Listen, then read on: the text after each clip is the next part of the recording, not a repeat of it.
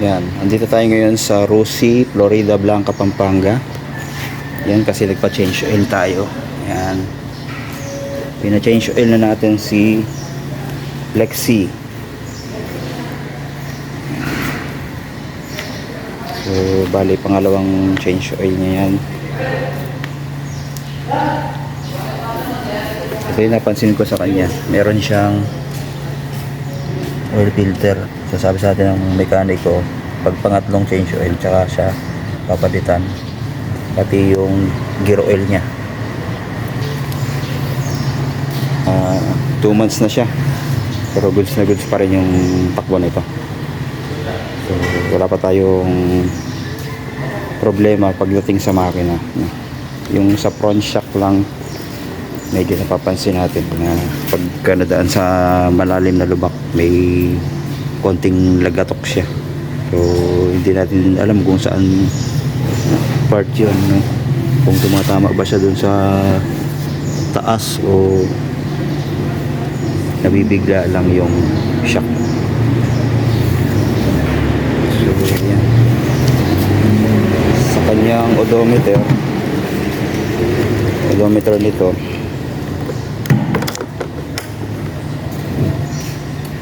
yan, 2,585 na kanyang odometer. Yan. Tapos mag-update na rin tayo dito sa kanilang mga motor. Ayan, sa Rosie meron silang Surf ano to, Surf 110. Ayan. Iba-ibang kulay, may red, may black.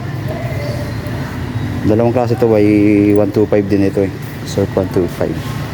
Pero ito puro 110 lang. Tapos ito, meron silang available dito na Gamma 200cc. Yan, oh. Kulay matte black and yellow yung kulay. Baka magustuhan nyo dito, no? Yan. Dito meron silang mga Pantra. Yan. TC Macho TC 150. Yan, ang dami. Kulay red. Ito meron parang black na isa. Tapos ito yung Surf 125. Ayan. Nakalagay naman dito 125. Kulay red. Meron din sila dito. TC 150 pa rin to. 125 ba? Meron din. Ito siguro 125. 150 rin. Yan, puro 150 nandito. So, yan lang yung mga stock nila ngayon. Ayun pala, nag-iisa 125. Meron sila dito 125. Macho 125 kulay red. Post Chariot 175 meron na. Yan, sa mga gusto na muna ang gagawin dito. Yeah, may kukuha na yata nito. May kukuha na yan, sir? Ayun. Kaya pala nakalabas na. Cash po? 180. 180. Kung halimbawa ulo ka, 10,000 po yun na. Yan. tapos Kaya tatanong si sir. 4,000. So ito, meron din sila dito. Yung ano, Piaggio 230cc. 230cc. Down payment 8,000 lang, oh. Mas mataas yung cash nito. 196,500. Tapos sa 3 taon 9,072. Rebate pa ng 500. Yan, meron ka na ganito. Ganda yan, oh, pang service sa mga bata. Pwede din pang business, no? Meron ka ng 3-wheeler. Pero mas maganda dito yung isa, yung FI niyan na Karusa. Yun yung na-vlog natin na nakaraan. So ayan po, meron din sila ditong na second hand, ano, Pantra. Passion, Surf, tsaka Rapid 150. Second hand na. So ayan po, ating update. Tapos na si Sir na ano yung ano natin, change oil. Ayan. So kanina nasabi ko sa inyo na may issue siya, no, yung sa front shock. Napapansin natin pagka nadadaan tayo sa lubak, medyo lumalagotok siya, no? Pero minsan naman wala naman, okay naman siya.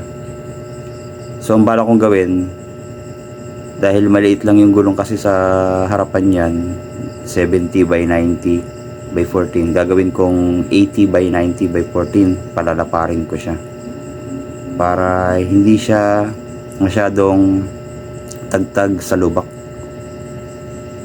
Iba kasi pagka malapad yung gulong, no?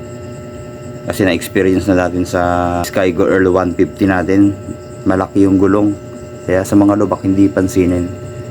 Kaya yung mga ganitong scooter, mas prone to sa lubak. Pwede natin gawing solusyon, palitan natin ng mas malaki ng konti para medyo gumanda yung play niya pagdating sa lubak, hindi masyadong matagtag.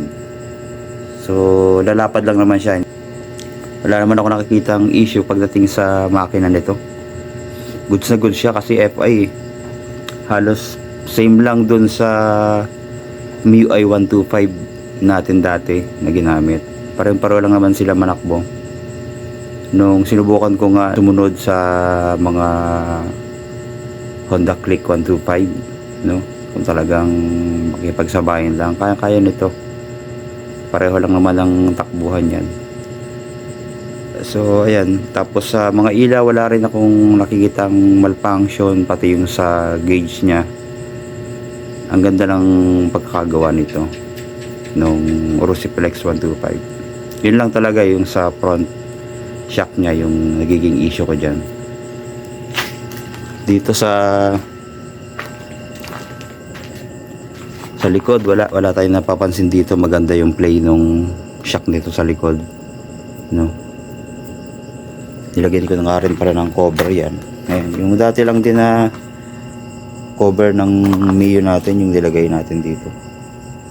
Tapos yung dating mga accessories sa Mio na nilipat lang natin dito. Ayan. Tapos ito yung binili ko nga pala doon sa warehouse nung tindahan ng mga accessories. Ayan, yung pinaka handle guard nya, kulay red nga lang. So yung combination, ewan ko kung mababadoyan kayo dyan sa combination ng kulay nya. Gagawin kong pula para mas bumagay na lahat. Kasi ito dati pa ito papalitan din natin yan. Pula naman ang lalagay natin. Ayan. So 2 months goods pa rin mga kapatid itong Rusiflex 125. Yan, so bagong change oil yan.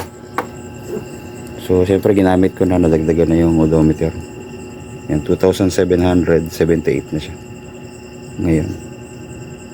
Kaya wala sa brand yan. So sa pag-aalaga yan ng motor, kahit sabihin mo na Japanese brand, pare-paro lang naman motor yan. Bang habol na lang natin dito ngayon yung kaya din niya makasabay sa mga branded na motor, no? Tapos yung affordable yung presyo, kung kaya lang ng budget natin. So kung magkaroon tayo ng mas magandang income, syempre bili na natin yung gusto natin, yung pangarap talaga natin na motor. Syempre sino bang hindi gusto yung branded? Para sa akin kasi wala namang pinagkaiba yan, lahat naman yan mga motor na nagagamit natin sa pang araw-araw. So sa mga bashers dyan, sa mga bashers ng Rusi, wala kayong magagawa kasi choice ng tao yan. Kung ano yung magpapasaya sa kanila, yun ang mas maganda, o yun yung mas okay, no? Kasi pera naman nila yan, no? Pinagpagura nila yan. Kung may issue man yan, eh tanggap nila yon kung ano yung kinuha nilang unit. So kung hindi ka masisihan, adi palitan mo ng mas maganda. Yun lang naman ang solusyon dyan eh. So yun po mga kapatid, sana ay nakatulong tong video natin. God bless po sa ating lahat.